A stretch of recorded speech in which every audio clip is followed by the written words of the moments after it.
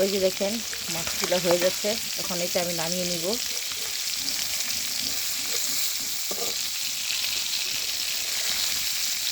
অনেকদিন পর চুলায় রান্না করতে বসলাম। সবসময় তো গ্যাসে রান্না করি, আজকে ভাবলাম যেহেতু পুকুর থেকে মাছগুলো মারছি সেই জন্য চুলাতেই রান্না করি।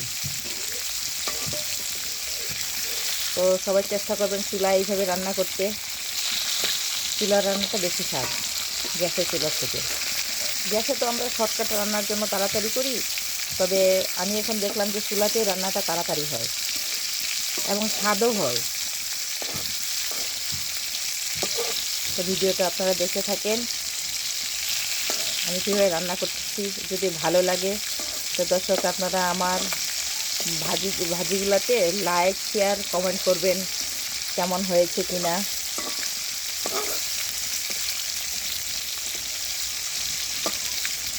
তো এই ভাজিটা এই পর্যন্তই, আজকের মতো এখানেই। আল্লাহ হাফেজ, ভালো থাকবেন, সুস্থ থাকবেন।